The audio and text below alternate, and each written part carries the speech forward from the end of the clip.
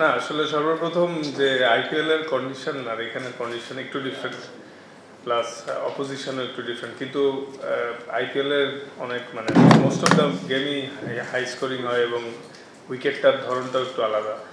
আর এইখানে তো আমাদের বাংলাদেশের হাই স্কোরিং ম্যাচ একটু কমই হয় তুলনামূলক। অ্যাট দ্য সেম টাইম যদিও জিম্বাবুয়ে, কিন্তু দেখেন আসলে ইন্টারন্যাশনাল সিরিজ আমরা যারাই খেলতেছি আমি শিওর যে প্রত্যেকেই 100% দিয়ে চেষ্টা করেই ম্যাচগুলো জেতার চেষ্টা করতেছে। হ্যাঁ, হয়তো কম্পারেটিভলি একটু হয়তো মানে আইপিএলের তুলনায় এরা উইকার, কিন্তু তাও মানে আমাদের আসলে ভালো ক্রিকেট খেলেই জিততে হচ্ছে। না আসলে ফেক কনফিডেন্স না, আসলে ভালো করতে পারলে তো যে কোনোখানেই কনফিডেন্স বুস্ট আপ হয়। হ্যাঁ, হয়তো কন্ডিশন ওয়াইজ আমরা এখনো জানি না যে ইউএস এর কন্ডিশন কেমন হবে, মোস্টলি ড্রপিং উইকেটে খেলা হইতে পারে।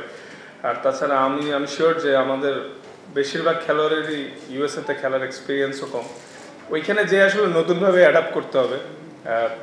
যদি মানে এখন মানে যেহেতু আমরা বাংলাদেশেই খেলি এবং খেলতেও হবে, তো কন্ডিশন তো আমরা চেঞ্জ করতে পারবো না। তো যদি আর একটু স্পোর্টিং কন্ডিশন হইতো বা তাহলে হয়তো আর একটু বেটার হইতো, কিন্তু স্টিল আমাদের অনেক কিন্তু ভালো ক্রিকেট খেলতে হচ্ছে। আর আরেকটা জিনিস, যেটা যখন ইউএসএতে যাব তখন কিন্তু পুরোটাই নতুনভাবে কন্ডিশন অ্যাডাপ্ট করতে হবে। এবং একটা ভালো সাইড যে আমরা ইউএসএর সাথে 3টা ম্যাচ খেলবো ওইখানে একটু আর্লি অ্যাডজাস্টমেন্টের হেল্প পাওয়া যেতে পারে। আসলে ভাই এটা টোটালি ডিপেন্ড করতেছে কন্ডিশনের ওপর। কিছু উইকেটে হয়তো 4 ওভারে 40-এর মধ্যে রাখলে ভালো, কিছু উইকেটে 30। আর এনি কন্ডিশনেই এখন যে ক্রিকেট, স্পেশালি যারা পাওয়ার প্লে এবং ডেতে বল করে, যদি 4 ওভারে 30-এর মধ্যে রাখা যায় যে কোনো কন্ডিশনেই ভালো বলে টি20-তে। কিন্তু আসলে ডিপেন্ড করতেছে কন্ডিশনের ওপর যে কী উইকেটে খেলা হচ্ছে। এখন আইপিএলে যেরকম বেশিরভাগ ম্যাচে খেলা হয়, ওখানে 4 ওভারে 40-এ রাখা মানে অনেক ভালো বলে। তো আসলে ডিপেন্ড করবে কি কন্ডিশনে খেলা হচ্ছে। আসলে লাস্ট ওয়ার্ল্ড কাপ যখন খেললাম তখন আমার সোরনেস অনেক বিল্ড হয়েছিল, এবং পরে কিন্তু ওয়ার্ল্ড কাপের পরে প্রায় 2.5 মাস আমি রিহ্যাব করেছি, দেন বিপিএল দিয়ে স্টার্ট করছি। তো বিপিএল এর আর্লিতে একটু রিদম নিয়ে স্ট্রাগলও করছিলাম, পরে শেষের দিকে একটু বেটার হয়েছে, শ্রীলঙ্কা সিরিজে আর একটু বেটার হয়েছে। স্পেশালি যারা ফাস্ট বোলার ওদের জন্য রিদমটা একটা fact. At the same time ভালো ট্রেনিং তো করতেছি, তো আল্লাহর রহমত যে রিদম বেটার হচ্ছে। তো নিজে তো সবসময় চেষ্টাই করতেছি, যেহেতু আমি ফাস্ট বোলার, আমার যাতে মানে নট অনলি ভ্যারিয়েশনের সাথে যাতে পেসটাও ঠিক থাকে। তো আমার কাছে তো টিম এক্সপেক্ট করবে আমি হাই পেসে বল করি। তো ইটস অল অ্যাবাউট রিদম। হ্যাঁ, ভালো হচ্ছে আল্লাহর মতে, আই হোপ সামনে আরও ভালো হবে। আসলে দেখেন, আমরা যারা প্লেয়াররা আছি, আমাদের কাজ কিন্তু যেখানেই খেলতে নামি সর্বোচ্চ দিয়ে ভালো খেলার চেষ্টা করা। তো অনেক কিছু আমাদের কন্ট্রোলে নাই, কন্ডিশন, অপোজিশন, কার সাথে খেলতেছি, কখন খেলতেছি। তো আমরা যারা প্লেয়ার যখনই যেখানে খেলতে নামি সেটা দিই, ইভেন বিপিএলও যখন খেলতে নামি ভালো খেলারই চেষ্টা করি। মেন লক্ষ্য তো ওয়ার্ল্ড কাপ কেন্দ্রিক।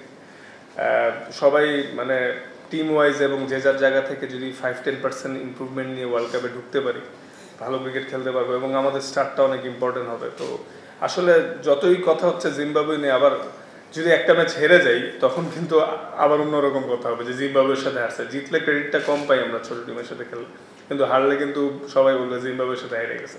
তো মানে আনফর্চুনেটলি আমাদের অনেক রকম কথাই শুনতে হয়, কিন্তু যখন খেলতে নামি যেই অপোজিশন হোক সেটা দিয়ে চেষ্টা করি। হ্যাঁ, সামটাইমস ভালো হয়, খারাপ হয়, কিন্তু এই ইমপ্রুভমেন্টের ধারাটা রেখে সবাই খেলার চেষ্টা করি এবং সবার মধ্যে এটাই লক্ষ্য যে ওয়ার্ল্ড কাপে কীভাবে ভালো করা যায়, এই লক্ষ্য নিয়ে আগাচ্ছি, ট্রেনিং করতেছি সবাই। সোফার তো লাস্ট 2টা সিরিজে আমি খুব এনজয় করছি পার্সোনালি, এবং বাকিরাও হয়তো করছে। তো ও ইমপ্রুভ করতেছে, আর ওর মধ্যে ওই লিডারশিপ জিনিসটাও আছে।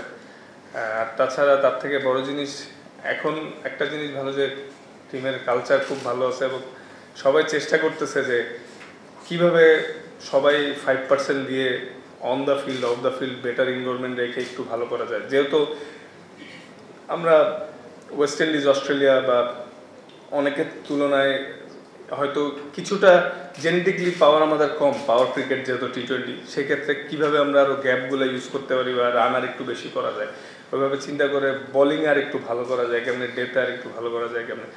তো সবাই আমরা ইমপ্রুভমেন্ট করার ট্রাই করতেছি, কারণ আমাদের টিমের সবারই কিন্তু স্কিল ওয়াইজ এবং প্লেয়ার ওয়াইজ আমাদের মার্জিন সবারই 19-20, কেউ 15-20 নাই। সো এই জন্য আমাদের যে জিনিসটা ইম্পর্টেন্ট যে as a team wise better cricket খেলা, ওইটাই চেষ্টা যে কীভাবে করে সবাই সবার জায়গা থেকে একটু ইমপ্রুভ করতে পারে, আর শান্ত অনেক হেল্প করতেছে এক্ষেত্রে।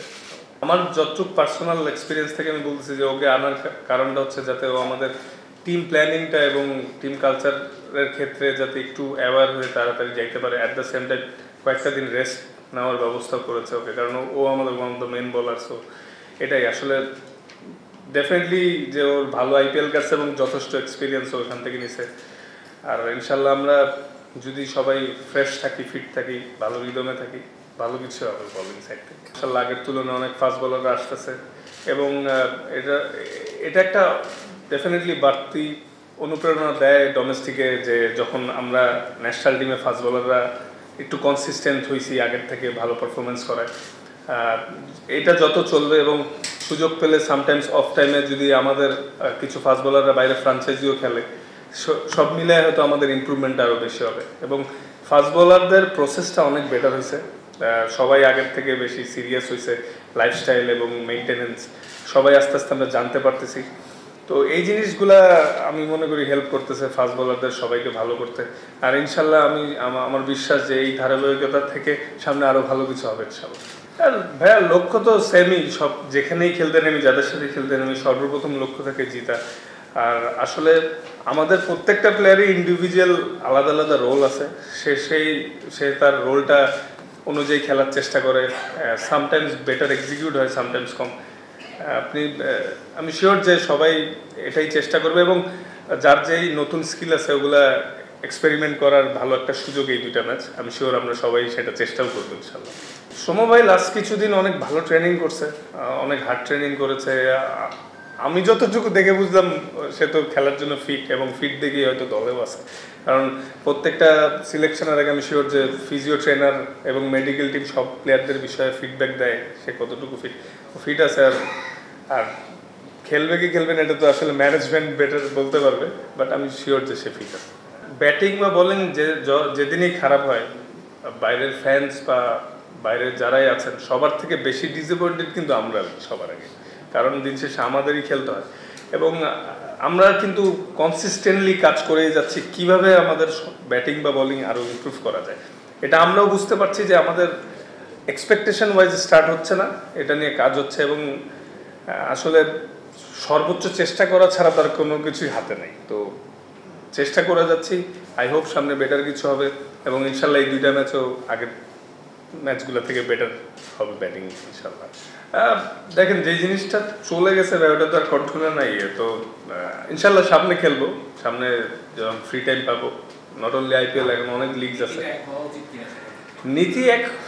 নীতি অলমোস্ট একই, হয়তো এক একজনের বডি টাইপ এক এক রকম, এজন্য হয়তো কনসার্ন থাকে বোর্ড যে। আর তাছাড়া অনেকেই স্পেশালি ফাস্ট বোলারদের যাদেরই দেখতেছেন সবারই কোনো না কোনো ইনজুরি ম্যানেজ করতে হচ্ছে। হয়তো আমি বডি টাইপ বা আমার বোলিং টাইপ ডিফারেন্ট, এজন্য আমি এইবার যাইতে পারি নাই। আর আমার তো টেস্ট খেলারও কথা ছিল, বাট লাস্ট মোমেন্টে শোল্ডারের ইনজুরি ম্যানেজ করার জন্য হয়তো আমি বিরতিতে গেছি। হয়তো ফিউচারে খেলবো ইনশাল্লাহ, আফসোস নাই কোনো, জাস্ট দোয়া বিরতি একটা